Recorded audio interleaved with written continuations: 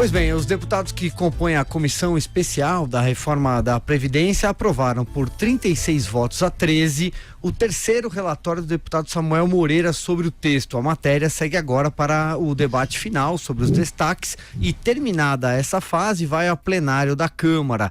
As lideranças de PT, PSB, PDT, PSOL, PCdoB, PV e Rede encaminharam de forma contrária ao parecer. Já PSL, PP, PL, PSD, MDB, PRB, PSDB, DEM, Solidariedade, PTB, Podemos, Chega, vamos lá, defenderam a aprovação do parecer. O PMN não fez orientação de voto. A liderança do governo encaminhou favoravelmente contra a posição manifestada por representantes de minoria e oposição. No momento, são analisados destaques para a votação em separado. Vera Magalhães, me ajude com esta notícia. Silvio, ótima notícia, a aprovação do texto base do relatório da reforma da Previdência. 36-13 é um placar maiúsculo, um placar muito robusto, mais amplo, inclusive, do que eu ouvia quando estava em Brasília. Eles falavam em algo como 33, 34 votos, então conseguiram ampliar um pouco. Ótima notícia para o governo. Agora é que vem os detalhes, né? E a gente sabe que o diabo gosta de morar justamente nos detalhes. Então, tem uma série de destaques ao texto. Conseguiram outra vitória, que foi derrubar em bloco os destaques individuais. E agora começam a analisar os destaques de bancada. Qual é o principal problema, o principal busilis neste exato momento? Aquele mesmo de ontem e de anteontem. A questão dos policiais federais, policiais rodoviários e legislativos. Eu conversei longamente com pessoas, negociadores da reforma, integrantes da equipe econômica que participaram das conversas das últimas horas em torno dessa questão dos policiais. Eles dizem que o presidente foi levado a arbitrar, a tentar arbitrar favoravelmente a um acordo pelo Major Vitor Hugo, líder do governo no PSL, que ficou muito no ouvido do presidente Jair Bolsonaro, dizendo que os protestos de policiais que integram a base bolsonarista desde sempre seriam muito ruins para o presidente, que ele perderia adesão desses setores, etc. E foi ele que o levou a intervir pessoalmente. Gostariam que o ministro Paulo Guedes também tivesse intercedido a favor da mudança do texto para contemplar as exigências dos policiais, mas ele se recusou, preferiu ficar fora dessa negociação caso a caso, disse que não poderia ser ele a entrar, porque ele é o formulador geral da política geral da reforma, das linhas mestras da reforma, e que entrar arbitrando questões de categorias específicas tiraria essa força, esse peso que ele quer ter, inclusive para coisas como ele faz de vez em quando, que é cobrar do Congresso, cobrar que faça uma reforma robusta, seria totalmente contraditório com o próprio discurso do ministro. Então o ministro ficou fora. Quem participou pelo Ministério da Economia dessas tratativas, teve inclusive várias reuniões com representantes dos policiais, foi o Rogério Marinho, secretário especial da Previdência. E desde sempre aconselhando a área política do governo de que era uma fria entrar nessa história, que eles cederiam a um pedido e nem contentariam os policiais e ainda por cima abririam a janela, a porta da esperança para outras categorias funcionais. E foi exatamente o que aconteceu. Foi feita uma proposta para os policiais, eles a recusaram porque queriam ainda mais, ainda além do que o governo oferecia. Não houve acordo e o fato de não haver acordo foi um bom desfecho para essa história. Impediu que outras categorias viessem, contudo, morder nacos, aí sim, nacos bastante polpudos da reforma. Então, por hora, ela está preservada, mas o presidente Jair Bolsonaro não desistiu. Hoje mesmo, em discurso, voltou a dizer que policiais merecem, que eles nunca foram privilegiados, a pedir, a interceder, a ligar de novo ainda para o Ministério da Economia, ligar para os líderes. Ele ainda está em campo tentando arbitrar alguma solução. Então, pode ser que até a votação final dos destaques, até a chegada ao plenário, ainda haja algum araminguá para os policiais. Isso pode ser perigoso. A equipe econômica e o Rodrigo Maia tentam evitar a todo custo, mas ainda está em curso uma negociação nesse sentido. Vamos esperar. Vamos lá, vamos seguir no assunto. Carlos Andreasa, a sua leitura. Silvio, uma vitória muito importante, né? Nós temos feito aqui diariamente nesse programa uma descrição detalhada das dificuldades do processo político no Brasil, em grandíssima parte em função do governo, da articulação política do governo, muito precária, e da fragilidade do PSL como partido, né, como grupo político. Batendo cabeça, uma barbaridade. No entanto, Silvio, pensando na aprovação muito importante, um grande dia, com números consistentes, hoje na comissão especial, pensando no impacto fiscal, falando de impacto fiscal, sem falar da parte de esforço arrecadatório, de 900 bilhões, texto da comissão, ainda tem plenário, ainda estão votando os destaques, a gente sabe como são essas coisas, os detalhes lá onde mora o diabo. Mas a gente pensar no lugar em que a gente chegou e pensar em tudo quanto se passou politicamente para chegar até aqui, é inacreditável. É inacreditável. Se a gente fizer um exercício diferente, esquecer esse valor de impacto fiscal, de 900 bi, mais ou menos aí, conforme falado, e estudarmos apenas o processo político, a tramitação desse projeto de emenda constitucional para a reforma da Previdência, qualquer um apontaria um número muito inferior, como desfecho disso, como desfecho de um processo muito mal conduzido politicamente. O que eu quero dizer com isso? É que hoje, em torno da reforma da Previdência, se consagra um pacto da sociedade brasileira. Independentemente da qualidade da operação política do governo, independentemente do governo, independente mesmo das dificuldades impostas pelo Congresso, pelo Parlamento, cada um apontará a sua. É a maturidade de uma necessidade na sociedade brasileira.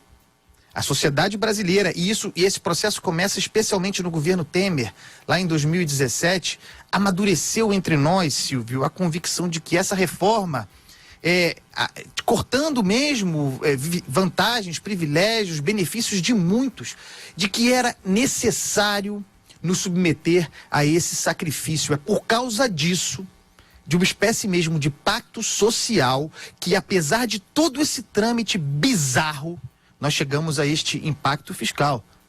Tem pouquíssimo mérito o governo Bolsonaro nesse processo. Sejamos sinceros, com exceções. Por exemplo, o grande trabalho do Rogério Marinho. Bom trabalho da comissão especial, do presidente da comissão especial, Marcelo Ramos. Bom trabalho do relator Samuel Moreira. Aqui e acolá, bom trabalho de algumas lideranças na Câmara, bom trabalho do Rodrigo Maia para que cheguemos até aqui.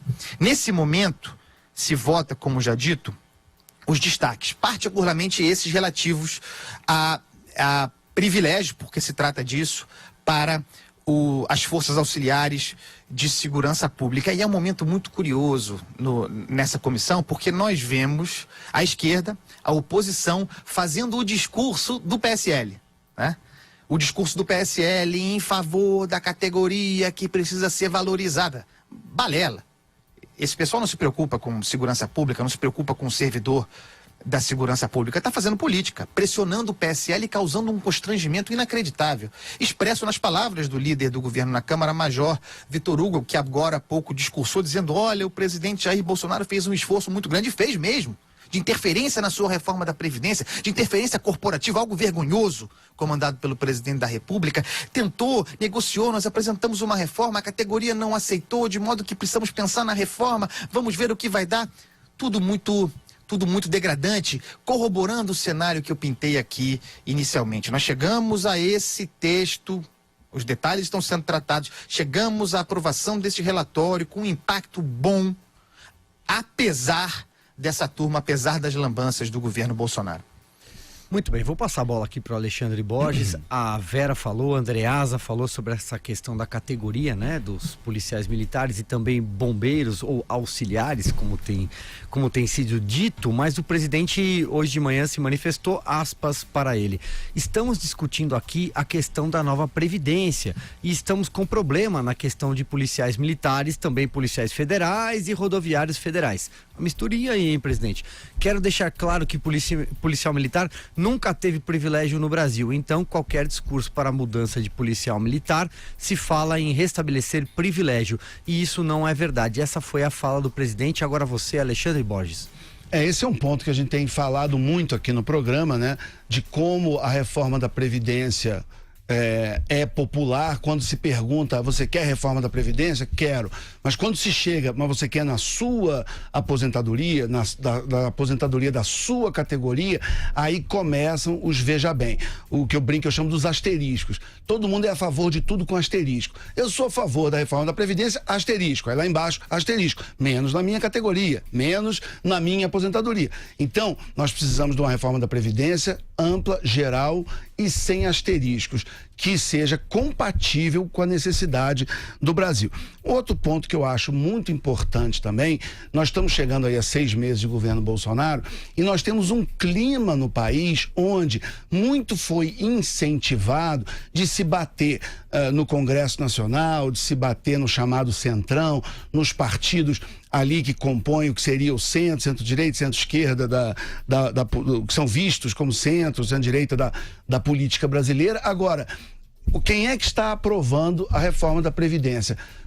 É o centro, basicamente, né? O partido do governo PSL tem 10% da Câmara. Com 10% da Câmara você não aprova reforma e não aprova PEC nenhuma. Você precisa de 308 votos, no mínimo, em 2 votações para poder mudar a Constituição, para poder aprovar uma PEC. Então precisa de articulação política, precisa juntar com outras forças e o Congresso tem respondido ao clamor popular e tem respondido às necessidades de avanço e de reformas do país. Então vamos lembrar que a reforma até o momento já passou por 2 votações importantes. A primeira na CCJ, 48-18. A segunda na comissão especial, 36-13.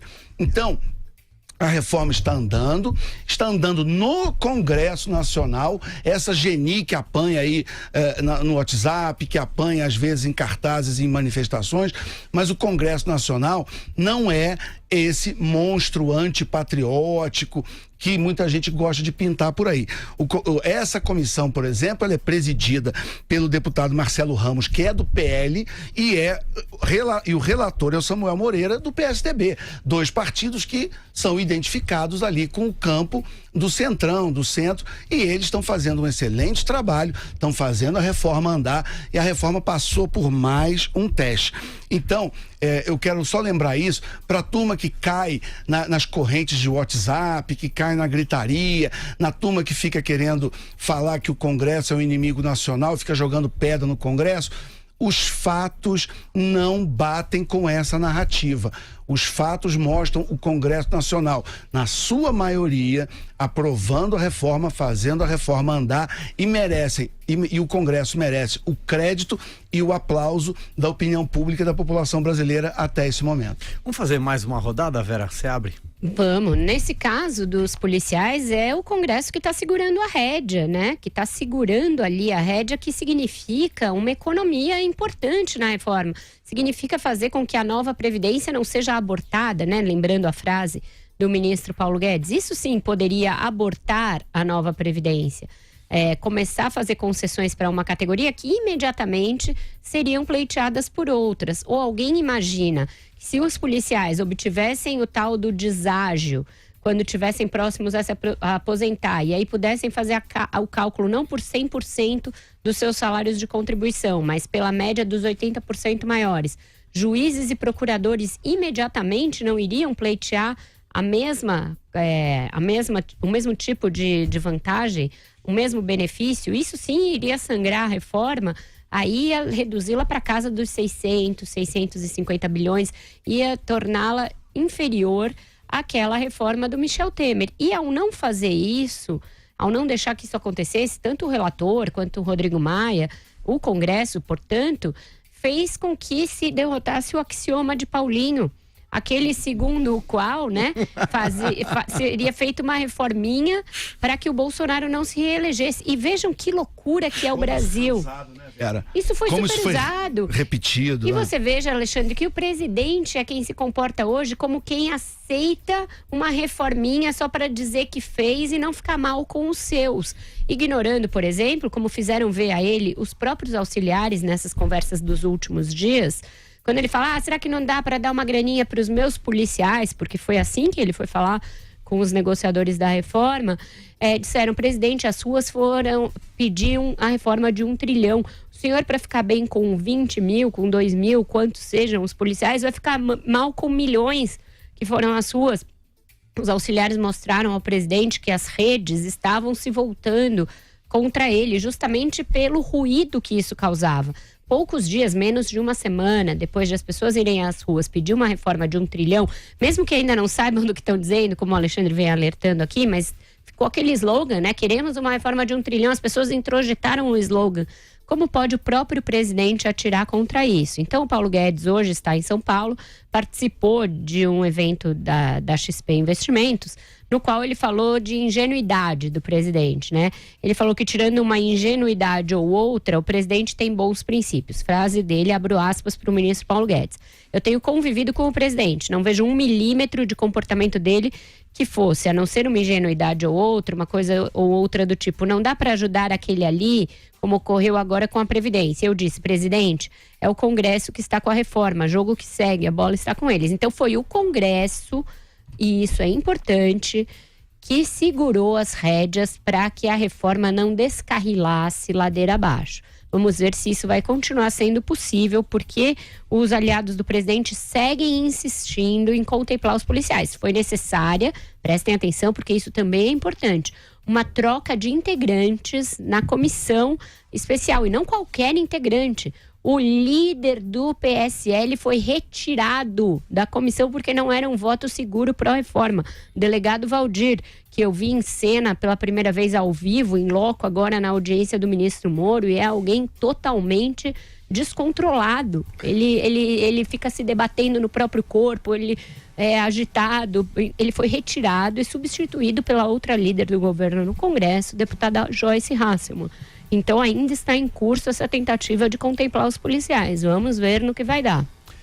Carlos Andreasa, vai daí. Minha gente, a proposta, esse projeto de emenda constitucional da reforma da Previdência tem origem no governo. É um projeto formulado pelo Paulo Guedes, pela equipe do Paulo Guedes.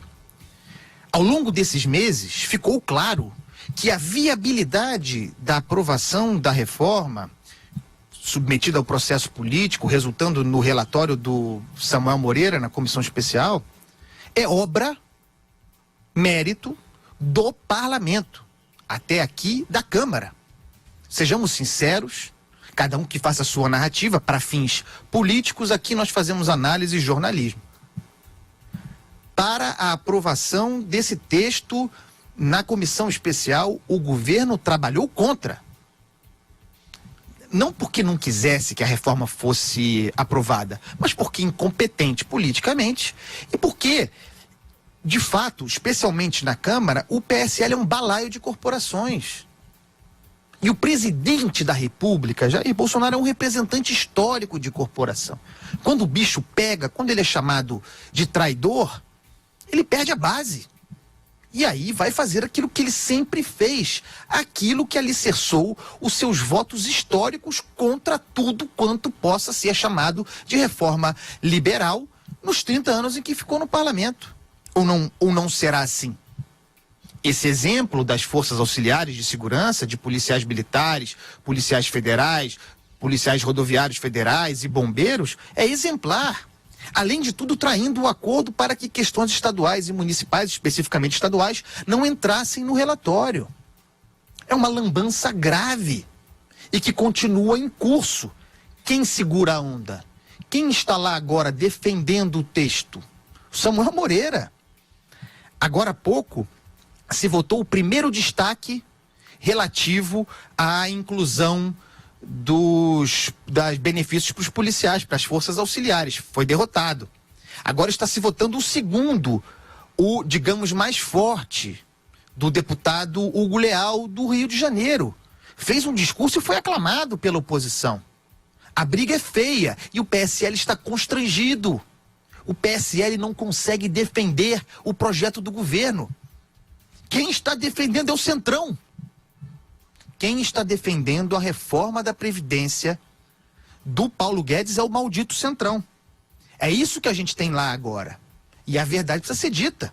A gente está assistindo aqui. É isso, Silvio. Alexandre Borges, vamos lá, o complemento aqui ainda sobre a reforma da Previdência. É bom lembrar que o próprio presidente distribuiu numa lista de WhatsApp, tem um pouco mais de um mês, um texto onde ele dizia, acho que era uma sexta-feira, onde ele dizia que o Brasil era disfuncional, ingovernável, alguma coisa assim, porque tinham corporações que não deixavam o Brasil ser governado. Então, que corporações são essas? A gente ficou na dúvida, houve uma série de especulações, um monte de debate sobre esse texto, mas o que a gente está vendo agora na discussão da reforma da Previdência são corporações. São corporações, são lobbies, são grupos organizados que estão tentando puxar cada um para si um pedacinho da sardinha e tirar do esforço geral que o país vai fazer em relação à Previdência um naco de dinheiro para si, para sua própria categoria. Então, seriam essas as corporações? Então, a gente precisa ver de que lado que o governo está, de que lado está todo mundo. Estão do lado das corporações ou estão do lado do Brasil? Estão do lado do conjunto da população ou estão do lado dos grupos de pressão? Então, por causa disso, eu acho que o Congresso tem feito um papel muito importante de lutar para que a reforma seja ampla, que não fique dando privilégio aqui e ali, porque senão vai ter que dar para todo mundo, porque dá para um, dá para outro. É melhor ter uma reforma ampla, justa e que pegue todo mundo. Então, isso me lembra uma frase clássica do pensador o Edmund Burke, que eu adoro, que eu cito sempre, que é um dos meus ídolos intelectuais, que ele dizia o seguinte: porque meia dúzia de gafanhotos sob um arbusto fazem o campo ressoar com seu inoportuno barulho, enquanto milhares de cabeças de gado repousam sob a sombra do carvalho inglês, ruminam e permanecem em silêncio, não imaginem que aqueles que fazem barulho são os únicos habitantes do campo. Então é o seguinte, os gafanhotos fazendo barulho, mas enquanto eles fazem, a gente tem que tocar o Brasil e tocar da maneira que não seja necessariamente a melhor para os gafanhotos barulhentos, mas que seja melhor para todos os habitantes do campo. Deixa eu esticar um pouquinho o tema. Eu falei que era a última rodada, mas eu quero esticar mais um pouquinho, porque teve um evento do Exército em São Paulo hoje. Era a troca de chefia no Comando Militar do Sudeste. O general Luiz Eduardo Ramos transmitiu a função para assumir a Secretaria de Governo da Presidência. E o novo ministro disse que vai trabalhar junto ao Congresso em busca de uma solução para as demandas apresentadas por policiais relativas à proposta da reforma da Previdência. Vera, não preciso nem fazer pergunta, né? O Bolsonaro já chegou pondo o general Ramos no rolê, né? Ele já pôs ele para jambrar e falou: o Ramos vai ajudar nessa questão da polícia. Ou seja, ele mal assume a batata quente, já assume com essa missão inglória de resolver esse problema. Na verdade, fazendo um trocadilho ruim, o general Ramos pode ser ótimo, mas ele não é do ramo, né? Ele não é da articulação política. Ele é um general da ativa. Estava na ativa, acabou de passar o cargo. Quando você conversa, eu conversei com muita gente em Brasília a esse respeito, com ministros, com parlamentares, a respeito da troca na articulação política. Dizem que se está trocando 6 por meia dúzia e que ela vai continuar disfuncional. Porque sai alguém que conhece o Congresso, como é o Onyx Lorenzoni, mas que não tinha peito para bancar algumas coisas, nem caneta, e entra alguém que não conhece o Congresso e que não se sabe se vai ter peito e caneta para bancar algumas coisas. Então, tem que ser provado que vai funcionar. O Bolsonaro falou, tudo pode melhorar nessa vida, vai melhorar, o general Ramos vai ajudar nessa coisa, mas o próprio general foi bem mais cauteloso. Ele falou, olha, é difícil trocar o técnico com o jogo em movimento, vou ajudar no que eu puder. Ele chegou ali mais low profile. A gente aqui no 3 em 1, o Silvio estava falando sobre isso, a gente vai dar uma dica, tem alguém do ramo, né, que poderia assumir, não é isso, Silvio? Por que não designar o Rogério Marinho, que foi testado na função e está entregando hoje uma reforma da Previdência e é do ramo, como articulador político do governo, não é isso, Silvio? Eu Carimbo. Carimbo. Tem um vídeo antes de passar a bola para Andreasa. Solta aí, Renatão. Vamos lá. Está vendo? É como um jogo de futebol. É a fala do general Luiz tá Eduardo Ramos. Eu não posso substituir o técnico No no meio do ministro jogo. da Secretaria de Governo. Então o ministro Onyx está fazendo um trabalho muito bom. Ele está à frente. Eu vou serrar a ele no que ele precisar para ajudá-lo. Vai você, Andreasa. Então, veja o seguinte, Silvio, tem uma espécie de anarquia aí, né? Porque, vamos lá, o presidente determinou, e a meu ver ele errou no timing, determinou que a articulação política deixava a Casa Civil e ia para a Secretaria de Governo. Portanto, deixava Onyx Lorenzoni, e era uma derrota política do Onyx Lorenzoni, inclusive no momento em que se dizia na Câmara que ele havia acertado, encontrado um caminho, e passaria para o general Ramos, este senhor que vimos e ouvimos agora. E o general Ramos assume dizendo que não é bem assim, que não pode substituir o técnico. O presidente já substituiu o técnico, já demitiu o técnico, já passou a função para o general Ramos. E o general Ramos, no entanto, está dizendo, claro, com algum grau de respeito, que a bola continua com o Onyx e que ele auxiliará o Onyx. Aliás, o Onyx hoje que trabalhou bastante e estava lá comemorando. Vocês conhecem a minha opinião sobre o Onyx Lorenzoni, acho que não está à altura da função. Mas, de novo, a gente volta ao problema que independe da organização, da estrutura do Planalto. Importa pouquíssimo que a articulação política caiba à Secretaria de Governo ou à Casa Civil. A definição, ainda que anárquica, como parece estar agora, todo mundo faz tudo e ninguém faz nada, tem menor importância do que a qualidade da matéria humana. O problema da articulação política do presidente Jair Bolsonaro, tanto no Palácio do Planalto quanto no Parlamento, é o material humano. São as pessoas, os indivíduos são ruins. Não digo que são pessoas ruins, nem que não possam fazer na política outro tipo de atividade, cumprir outra função, mas não tem o perfil de liderança, de articulação política necessário. O Major Vitor Hugo não tem, dá dó. O Onyx falhou muito porque não é confiável, o parlamento não acredita nele, demorou para se encontrar. Aí está insatisfeito com o sujeito, chama o sujeito de fusível. O presidente da República, isso é muito significativo, se referiu ao ministro Onyx Lorenzoni, mas serve para qualquer ministro, como fusível. Aquele que queima. Aquele cuja existência é queimar. Para preservar o presidente. O presidente disse isso. Então agora vem o general Ramos, não é do ramo, como disse a Vera. Vem para ser mais um fusível. Enquanto não se der, e aí uma questão de fundo, uma questão conceitual, ninguém investe em algo em que não acredita. O presidente Bolsonaro jamais investirá na política, porque ele não acredita na atividade política. Nunca colocará aquilo que há de melhor na política, porque não é importante para ele. Porque a lógica é do conflito, é da corda esticada, da corda afrouxada, da tensão, do povo nas ruas, da cultura plebiscitária, do parlamento sob intimidação. Para fazer intimidação sobre uma instituição, não precisa de articulador político. É uma incoerência mesmo, se precisasse. E assim nós vamos, aos trancos e barrancos. É por isso que é preciso ter clareza sobre a importância simbólica, signo de maturidade brasileiro, da aprovação desse relatório, dessa comissão. Porque, de fato, mais do que nunca se dá, apesar de um governo que atrapalhou, apesar de seus articuladores políticos na Câmara. É uma vitória da sociedade brasileira a ser comemorada. Alexandre Borges. Pequeno complemento, é só essa ideia de ficar colocando militares na articulação política, e nada contra os militares, muito pelo contrário, tenho uma grande admiração por eles, mas a articulação política, como qualquer profissão, medicina, na advocacia, qualquer profissão, você tem que ter experiência, você tem que, para assumir um cargo, você deveria mostrar que você tem qualificação, experiência comprovada, principalmente numa função estratégica importante como essa. Quando se coloca um militar inexperiente nesta função, para exercer essa função, a ideia que se passa, o subtexto, o que fica implícito para a sociedade, é que a articulação política é a tal da velha política, é fisiológica, é feita de uma maneira corrupta, então é preciso de um patriota para para não deixar que as conversas sejam levadas para o lado da corrupção, para o lado não republicano, e essa é uma mensagem ruim.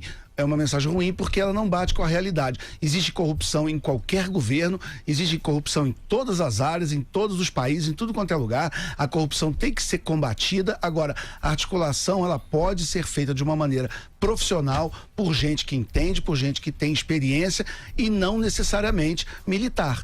Porque senão cria-se essas figuras como Marchor, Vitor Hugo, enfim, tira-se do bolso da camisa gente que não tem experiência, apenas tem patente e dá no que dá. Concordo com o Andreasa, vitória da sociedade até agora.